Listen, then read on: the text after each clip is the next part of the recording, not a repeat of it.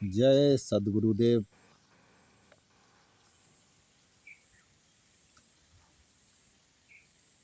अब सद्गुरु कबीर साहब के वचन को सुनेंगे। उसके बाद सृष्टि का विकास यानी सृष्टि की उत्पत्ति विषय प्रश्न के बारे में जानेंगे। सृष्टि के आदि में क्या था, सद्गुरु कबीर वचन द्वारा जानेंगे। चलिए अब शुरू करते हैं। सद्गुरु कबीर साहब कहते हैं कि धर्मदास, तुम धर्मात्मा अंश अंकुरी जीव हो। तुम मुझे मिले और मेरे वचनों को सुनकर तुमने अपने जीवन मृत्यु के दुख को दूर किया। तुमने धन स्थान पुत्र एवं पिता के घर का त्याग कर मुझे अन्य भक्त भाव से प्रेम किया। तुमने धन स्थान पुत्र एवं पिता के घर का त्याग कर मुझे अन्य भक्ति भाव से प्रेम किया। आगे भी तुम इस विधि से जो शिष्य गुरु चरणों में अपना मन स्थिर रखेगा, अपने चित्त में गुरु चरणों का स्नेह रखे तथा तन मन धन सत्य गुरु पर समर्पित कर दे, ऐसा गुरु भक्त जीव मुझे सबसे ज्यादा प्रिय होगा। उसे सत्यलोक मोक्ष धाम जाने से कोई नहीं रोक सकेगा। शिष्य होकर भी जो गुरु पर तन मन सर्वस्व समर्पित नहीं करता, बल्कि इसके विपरीत गुरु के प्रति अपने हृदय में कपट रखता है और सामने आने पर मुंह पर उनकी सेवा भक्ति मीठी बातें करता है, वह कपटी जीव सत्यलोक कैसे जा सकता है। बिना गुरु मिले वह मुझ परमपिता परमात्मा को कभी भी नहीं पा सकता। धर्मदास जी आदर पूर्वक विनम्र भाव से कहते हैं, हे प्रभु, अब यह सब आपने ही हे प्रभु, यह सब तो आपने ही किया है, नहीं तो मैं अनेक मोह माया का एवं विषय वासनाओं में फंसा हुआ बहुत ही मैला था, परंतु अब जैसा भी हूँ यह आपकी ही कृपा है। हे प्रभु, मुझ पर आपने कृपा की कि आप स्वयं ही मेरे पास आए और मेरे बाह पकड़कर मुझे काल रूपी दुखों से छुड़ाया। आपको कोटि कोटि नमन, आपको कोटि कोटि नमन।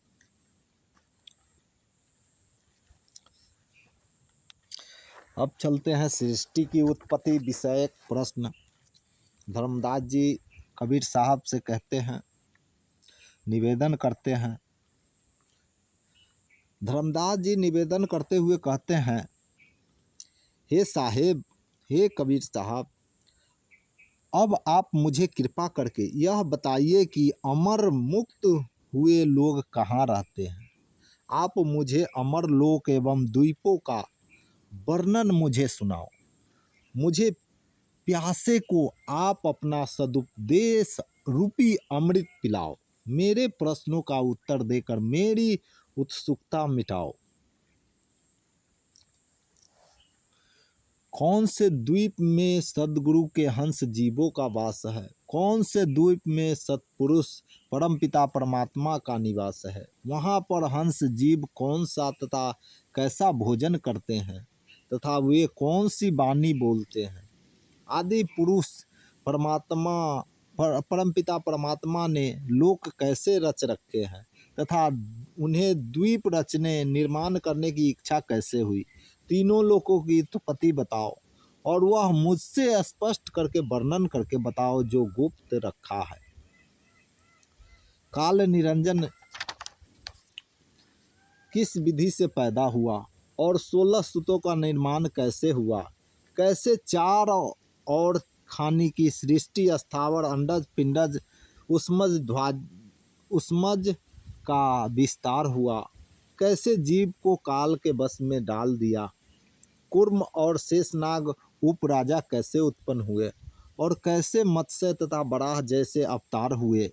प्रमुख तीनों देव ब्रह्मा विष्णु महेश किस प्रकार हुए तथा और भी आकाश का निर्माण कैसे हुआ। कहो चंद्रमा और सूर्य कैसे हुए, कैसे तारों का समूह प्रकट होकर प्रकाश आकाश में ठहर गया और कैसे चारों खानी के जीवों के शरीर की रचना हुई। इन सब की उत्पत्ति के विषय में स्पष्ट करके बताइए,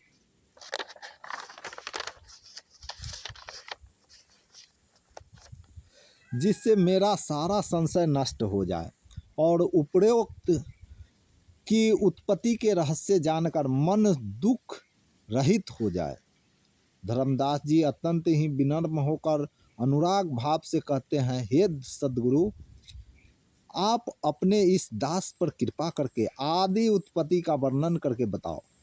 अपने अमृतमय वचनों का सुंदर प्रकाश कीजिए, जिससे मेरा मृत्यु के भय दुख का नाश हो जाए। मुझे अपना दास जानकर मेरे मन के एक एक प्रश्न का उचित निर्णय करके वर्णन करो।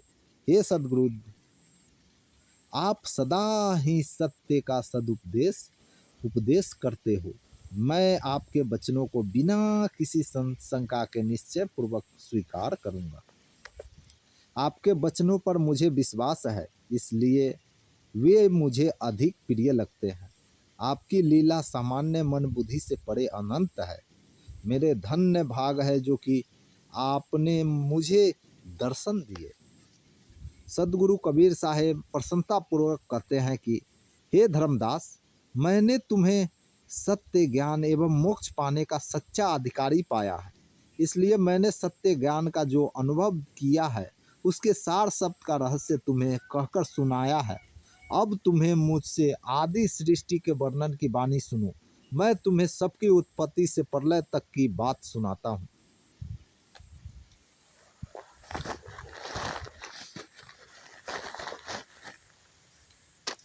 सदगुरु कबीर साहब कहते हैं, हे धर्मदास, तब की बात सुनो जब पृथ्वी आकाश और पाताल भी नहीं थे, जब कुर्म वराह शेषनाग सरस्वती और गणेश भी नहीं थे, जब सबके राजा निरंजन भी नहीं थे, जिन्होंने सबके जीवन को मोह माया के बंधन में बांधकर झूला रखा है। 33 करोड़ देवी देवता भी नहीं थे और मैं तुम्हें अनेक क्या बताऊं। तब ब्रह्मा विष्णु और महेश भी नहीं न थे और न कहीं शास्त्र वेद पुराण थे। तब सब आदि पुरुष परमपिता परमात्मा में समाये हुए थे, जैसे बरगद के पेड़ के बीच में छाया रहती है। हे धर्मदास, तुम प्रारंभ की आदि उत्पत्ति को सुनो, जिसे प्रत्यक्ष रूप से कोई नहीं जानता, जिसके पीछे सारी सृष्टि का विस्तार हुआ। उसके लिए मैं तुम्हें क्या प्रमाण दूं कि जिसने उसे देखा हो।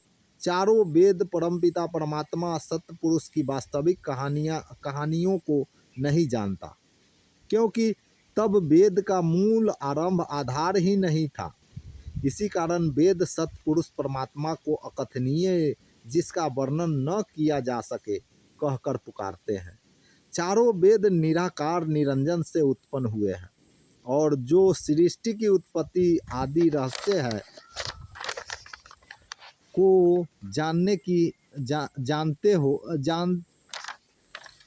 चारों वेद निराकार निरंजन से उत्पन्न हुए हैं, जो सृष्टि की उत्पत्ति आदि रहस्य को जानते ही नहीं। इसी कारण पंडित लोग उसका खंडन करते हैं और रहस्य से अनजान वेद के मत पर यह सारा संसार चलता है। सदगुरु कबीर साहब कहते हैं कि सृष्टि से पूर्व जब सतपुरुष गुप्त रहते थे, उस समय जिनसे कार्य कर्म होता है वे निमित्त कारण एवं उपादान कारण और करण साधन उत्पन्न नहीं किए थे। उस समय गुप्त रूप से कारण और करण संपुष्ट कमल में थे। उनका संबंध सत्य पुरुष से था। विदेह सतपुरुष उस कमल में थे।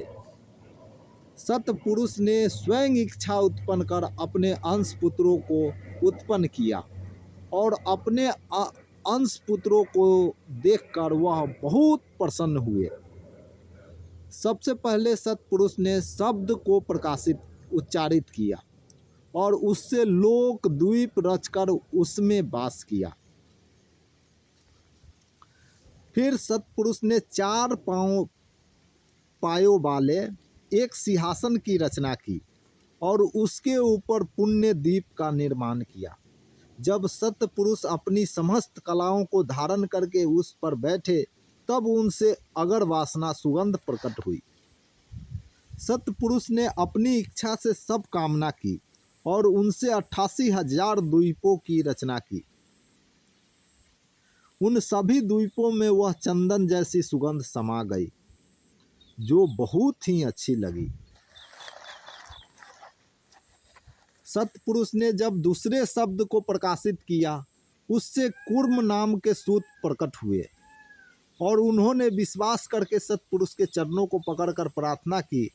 जब सत्पुरुष ने तीसरे शब्द का उच्चारण किया तो उसने ज्ञान नाम के सूत उत्पन्न हुए, यानी ज्ञान नाम के पुत्र उत्पन्न हुए जो सब सूतों में श्रेष्ठ थे। ज्ञान नाम के सूत सत्पुरुष के चरणों में सिर नवाकर सामने खड़े रहे।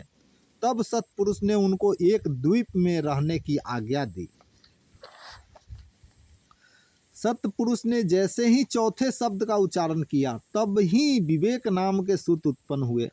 सत्पुरुष ने जब 5वें शब्द को पुकारा तो उसने काल निरंजन का अवतार हुआ, उससे काल निरंजन का अवतार हुआ।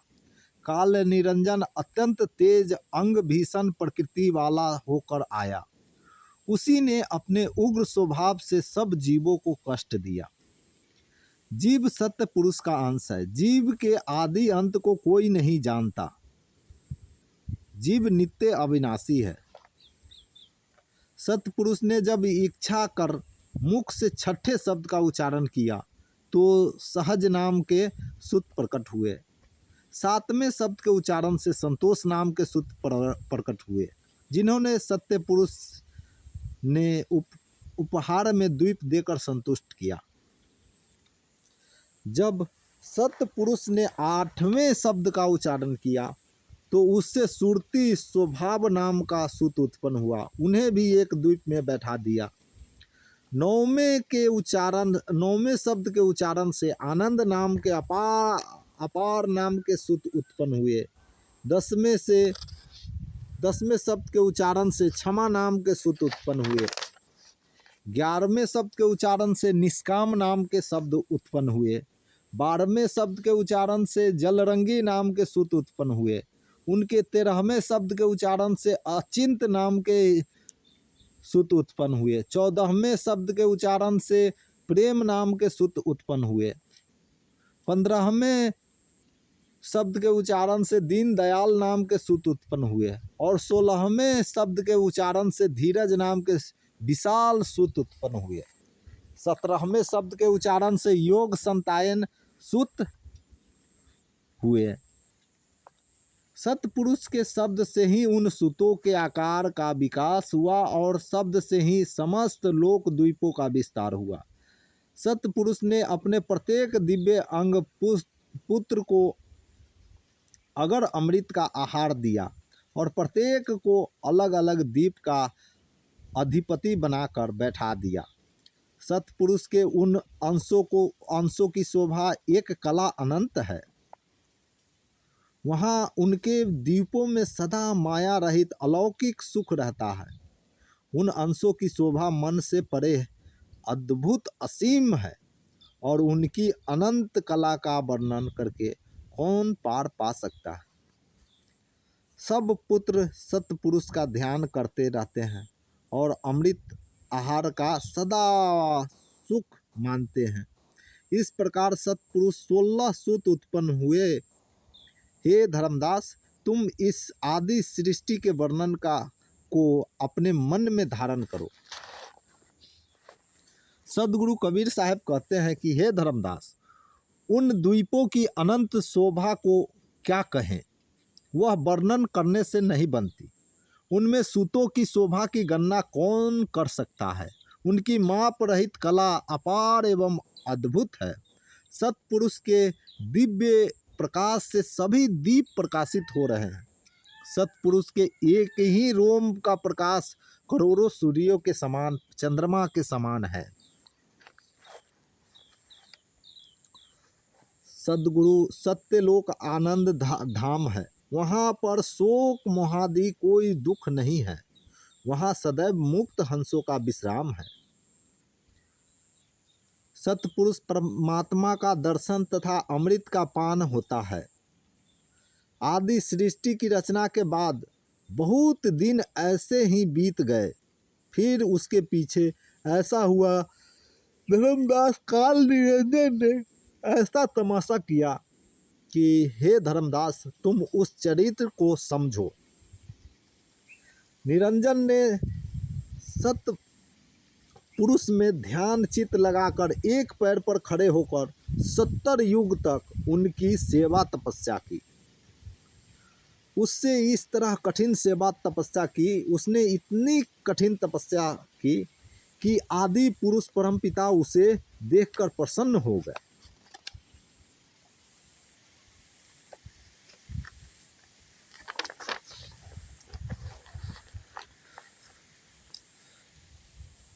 तब सत्पुरुष की आवाज़ वाणी के रूप में प्रकट हुई कि क्या जानकर तुमने मेरी सेवा तपस्या की है।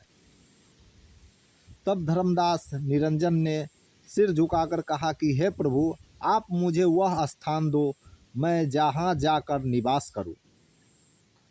निरंजन की प्रार्थना सुनकर सत्पुरुष ने आज्ञा दी कि हे पुत्र, तुम वहाँ जाकर बैठो जहाँ मानसरोवर द्वीप है। सत्पुरुष की आज्ञा से धर्मदास का मन प्रसन्न होकर किलोल करने लगा और तब वह मानसरोवर की ओर चला। जब वह मानसरोवर द्वीप आया तब फिर से धर्मदास का मन आनंद से भर गया। वह मानसरोवर पर निरंजन ने फिर से सत्य पुरुष का ध्यान किया। उतनी सेवा तपस्या में 70 युग तक अपना चित्त मन लगाया। एक पैर पर खड़े होकर उनकी कठिन सेवा तपस्या की। उसकी तपस्या को देखकर दयालु सत्पुरुष के हृदय में दया भर आई। निरंजन की कठिन सेवा तपस्या से पुष्प द्वीप के पुष्प विकसित हो उठे और तब सत्पुरुष की वाणी प्रकट हुई। उनके वचन बोलते ही वहाँ सुगंध भर उठी। सत्पुरुष ने सहज सूत से कहा, हे सहज, तुम निरंजन धर्मदास के पास जाओ। अब उसने किस लिए ध्यान तप किया। निरंजन ने बहुत सेवा तपस्या की, इसलिए उसे वही स्थान दिया है जहाँ वह रहता है। तुम उससे जाकर पूछो कि अब वह क्या चाहता है। वह जो कुछ चाहता है उसे आकर तुम मुझे सुनाओ। तब सहज सूत सत्पुरुष को सिर झुकाकर चले और धर्मदास के पास पहुँचे। सहज ने प्रेम भाव से कहा कि हे भाई सुनो, तुम्हारी सेवा तपस्या से सत्पुरुष ने स्वीकार कर लिया है। अब तुम क्या मांगते हो मुझे कहो। सत्पुरुष ने यह अनुमति दी है। सहज की यह बात सुनकर निरंजन प्रसन्न होकर बोला कि हे सहज, तुम मेरे बड़े भाई हो। मेरी ओर से जाकर सत्पुरुष से प्रार्थना करो कि इतना सा स्थान मानसरोवर मुझे अच्छा नहीं लगता। अब मुझे कहीं किसी बड़े स्थान का स्वामी बना दे। मेरे चित्त में ऐसा मोह, हाँ अनुराग और चाह इच्छा है कि मुझे कोई देश देकर सौभाग्यशाली करे, जिसमें या तो मुझे देवलोक या पराधिकार दे या मुझे एक अलग देश दे। निरंजन की बात सुनकर सहज चले और जाकर सत्पुरुष से निरंजन की सारी बातें कही। जो कुछ निरंजन ने अपनी इच्छाएं प्रकट की थी वैसी ही सहज ने कहकर सुना दी। सहज के वचन सुनकर उसी समय सत्पुरुष ने स्पष्ट शब्दों में कहा कि हम निरंजन की सेवा तपस्या से पूर्णतः संतुष्ट है। वह हमारे वचनों को अपने हृदय में धारण करे। हमने उसे तीनों लोक दिए, उनमें वह अपनी इच्छा के अनुसार शून्य देश बसाए, वहाँ जाकर वह सृष्टि की रचना करे। हे सहज, तुम निरंजन को जाकर हमारे वचन सुना दो। सतपुरुष ने कहा कि हे सहज, तुम शीघ्र जाओ और जैसा मैंने कहा ऐसा निरंजन से कह आओ। उसे उसके कहे अनुसार सुनने का राज्य दिया। वहाँ जाकर वह सृष्टि की रचना करे। निरंजन के पास आकर सहज ने अपनी बात कही। सतपुरुष ने जैसा कहा था वैसा ही समझाया। सदगुरु कबीर साहब कहते हैं कि हे धर्मदास, निरंजन की सेवा तपस्या देखकर सतपुरुष ने ऐसी दया की कि उसे क्षण भर में तीनों लोक दे दिए। सहज से यह वचन सुनते ही निरंजन खुशी से भर गया, परंतु उसे प्रसन्नता के साथ कुछ आश्चर्य भी हुआ। यानी इतना सब उसे सरलता से कैसे मिल गया। निरंजन कहता है कि हे प्रिय सहज, मेरी बात सुनो। मैं कैसे और किस प्रकार सृष्टि की रचना करके उसका विस्तार करूं। दयालु सतपुरुष ने मुझे तीनों लोकों का राज्य दिया है, परंतु मैं सृष्टि की रचना का भेद नहीं जानता। फिर यह कार्य कैसे करूं? जो सृष्टि मन बुद्धि की पहुंच से परे अत्यंत द्रूह है, वह मुझे रचनी नहीं आती। अतः दया करके मुझे उसकी युक्ति बताई जाए। हे भाई सहज, मैं तुझ पर न्यौछावर हूँ। तुम मेरी ओर से सतपुरुष को मेरी यह विनती करो। हे भाई, जो आज्ञा मिली है उसके अनुसार किस प्रकार रचना कर 9 खंड बनाओ। मेरे सतपुरुष स्वामी वही साजो सामान दे जिससे जगत सृष्टि की रचना हो। निरंजन की विनती सुनकर उसी समय सहज सत्यलोक चले गए और वहां जाकर सतपुरुष को बारंबार दंडवत किया। सतपुरुष ने कहा, अरे सहज, तुम यहाँ कैसे आए? वह बात तुम हमें कह सुनाओ। सदगुरु कबीर साहब धर्मदास जी को बताते हैं कि तब सहज ने निरंजन की बात सतपुरुष को कही। जो कुछ निरंजन ने सहज से कहा था वह सब बताया। निरंजन ने जैसी विनती सतपुरुष से की थी वैसी ही सारी बातें जाकर सहज ने सुना दी। सहज की बातें सुनकर उसी समय सतपुरुष ने सहज को आज्ञा दी और सहज से कहा कि तुम हमारा वचन सुनो। कूर्म के पेट के अंदर सृष्टि रचना का सब साजो सामान है। उसे लेकर निरंजन अपना कार्य करे। उसके लिए वह कूर्म के पास जाकर विनती करे और उसके सामने सिर झुकाकर मांग ले। बस। जय सद्गुरुदेव। हम अपनी वाणी को यहीं पे विराम देते हैं। जय सद्गुरुदेव।